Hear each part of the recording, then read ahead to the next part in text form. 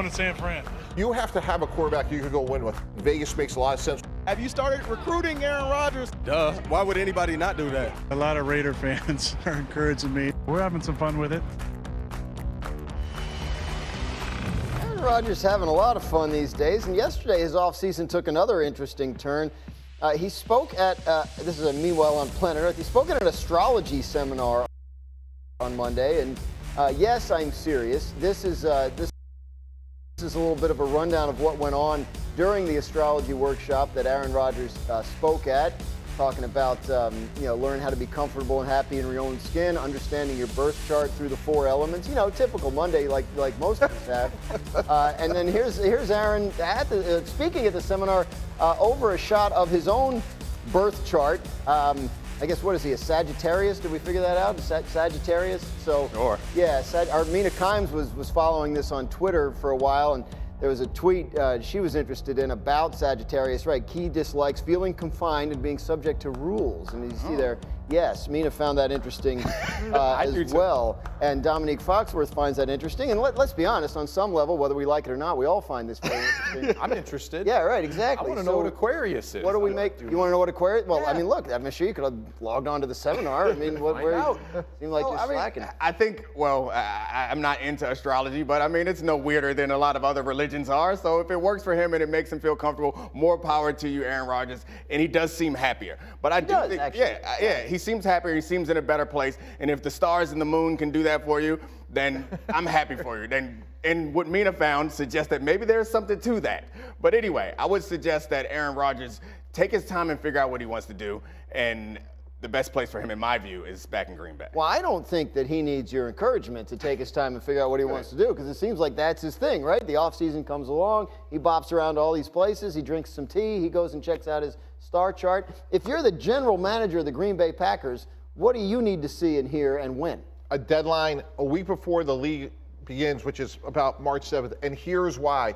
We have Jordan Love. We are going to move forward with Jordan Love. We would love to have you back, make about $60 million, Aaron. However, you are not a free agent. So if you want to play football and you want to talk about a trade, we're going to do it before the start of the league year. There's way too many moving parts for us to accommodate you in June, July, and August. So if you want to play, great. We'd love to have you back. If you want to be traded, this is a 3-way transaction. I was part of it when we traded Brett Favre.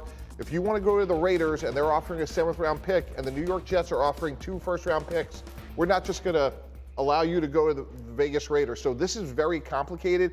And the key here, guys, is he is not a free agent. He's under contract. He is not going to retire. There's $60 million at stake. And this, to me, is why the Green Bay Packers have the right to create a sense of urgency. They don't have the right. They lost that right when they went and drafted Jordan Love. So Aaron does not need my permission to take his time, but I would laugh in your face if I was Aaron Rodgers, because he has the leverage. The reason why they were able to treat Brett Favre the way they treated Brett Favre was because Aaron Rodgers was cold. He was a great damn quarterback, and they're like, all right, go do whatever you want to do. If Jordan Love had been the player that they wanted him to be off the bat, they would have already gotten rid of Aaron Rodgers. So, like, all this tough talk from the Packers now is like, you signed up for this over and over again, and you took your shot, and you missed. And now that you missed, I'm in charge. Tough love it is. Wake up. Like, you can draw a line in the sand and say, you know, we've been nice. We gave you all this money, tons of money. I think it's fair if they said, you know what, you're either going to play for us or you're retired. I don't disagree with you. Like, it's fair to draw the line in the sand. The point I'm making is that line don't mean nothing, right? Because you don't have an alternative. Like, your alternative is to go to a guy that you guys obviously didn't believe in, or you would not have extended Aaron in the first place. They've also spent the last couple off seasons pretty much giving him everything he wanted, including that contract that pays him $60 million a year. You don't think there's a chance he goes to them and says, yeah, I would play, but only under the right set of circumstances, so we have to work together on a trade? Right, and what I would say, that's fine. But again, once the league year begins in March, like, that ship has sailed, and create a sense of urgency. And Nick, I totally get your point that Green Bay made their bed when they drafted Jordan Love, but so did Aaron Rodgers when he signed that extension. He could have tried to avoid the contract and play for free agency. Understandably, he took $60 million. I'm not Right, I That's get a you. very I don't disagree with you on that, but my point is, if we're talking about leverage in this situation, which it can be like a friendly conversation and relationship, which it suggests that Aaron has been saying in the past that it's been better. But if you come in there with this hard line in the sand, then it makes it contentious. And when it gets contentious, you have to figure out who has the most leverage. And in my view, right now, Aaron Rodgers has the most leverage in this conversation. So Gutekunst and everybody else in that organization, they need to chill out. You knew what it was when you signed up. Aaron Rodgers has been like this since Aaron Rodgers has been in the NFL. You can't all of a sudden be like, oh, we need a firm answer. He's never given you a firm answer. Real quick. I think it gets contentious when careers are on the line, because if you're a coach or you're in the upper management, you're trying to figure out, what do we move forward with this team? And he's not giving them an answer. That's not his fault. It's not his job. I think then it creates that line in the sand where you're like, figure it out, tell me what you need. If you're here, great. If not, then go do your. It's a business. That's what y'all say to players, right? Look at the stars, do your Aquarius stuff. Mike, when you cut a player, you're like, it's a business, right? Yeah. So Aaron can say it. Well, it's a business. Tough. And he has sometimes it hurts. The last couple of years kind of tilting this to his advantage. We'll Good for continue him. to follow Aaron's movements throughout the offseason, throughout the stars, wherever his travels take him. But we're going to go do some basketball now, because Tim Legler is back with us, and we're going to run the floor. Legs. Klay Thompson had 12 threes. The Warriors win. Are we starting to see the Klay of old? Yeah, we've been seeing it for a while now, and this is probably the most important thing that you. Stop is Denver, where the Broncos introduced Sean Payton yesterday as their new head coach. Payton will coach Russell Wilson, who's coming off a rough year. And he was actually asked if Wilson could continue to have personal trainers and quarterback coaches with him at the Broncos facility, as he apparently did this past year. Listen to what Sean had to say. Coach, Russell Wilson had a personal coach, Jake Heaps, in the building with access who wasn't on the staff. Yeah, I'm not too familiar with that. How do you feel about players having their own people off the staff in the building, access to players? Yeah, that's foreign to me. That's not going to take place here. I mean, I'm unfamiliar with it, but our staff will be here, our players will be here, and that'll be it. Man, he put that right on a tee. He's like, Sean, this is a ball on a tee. Go ahead and hit this one. What do you think? Hey, it's a new day. It's a new sheriff in town. It's a new standard. And obviously, he's trying to set a culture here. You know, he's a Bill Parcells disciple, and that was Bill Parcells 101, which is it's players and coaches, and there will be accountability. You just hope for the sake of a relationship that maybe Russell Wilson knew that was coming, but that was certainly a shot across the bow. That's what I thought. Like, as he talked to Russell about this, you would hope so, no? It appears that it doesn't matter. Like, it seems clear to me that the money that we understand that they're paying him and bringing him in, it's his team now. And it seems that he's going to run the organization in a way that I think we all went into this thinking they better get somebody who's going to get the best out of Russell Wilson. It seems that Sean's given off the impression that he's going to run this program the way he runs it. If Russell fits into it, then that's going to work. If not, we're just going to have to wait till this cap runs out and find somebody new to bring into that system. What do you think, Nico? Yeah, I think it's going to be a tough experience for Russell Wilson, considering he was with Pete Carroll, who's, hey, come on, guys, hey, it's okay, we're going to go to practice, we're going to run, we're going to feel good, hey, let's go.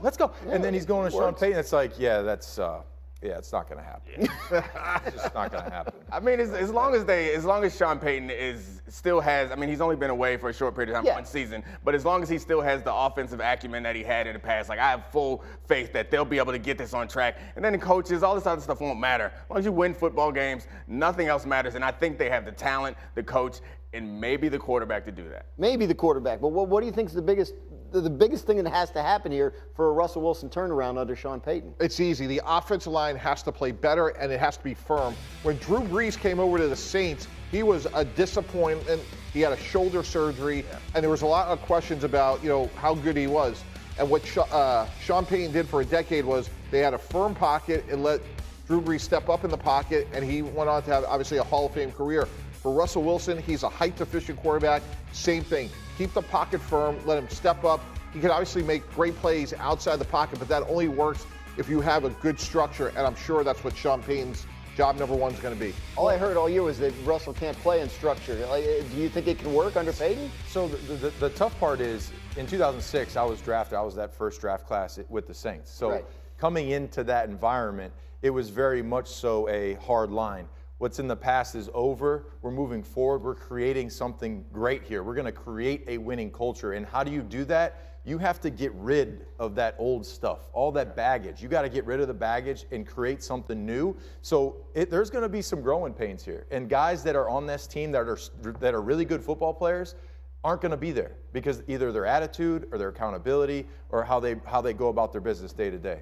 Yeah, I think that when you have a quarterback like Russell, the out of structure stuff, you need to train or help him understand that that's to bail us out. Right. And you need to make quick decisions, especially when your athleticism starts to wane, which happens to everybody, and it's clear that some of that's happened to Russell.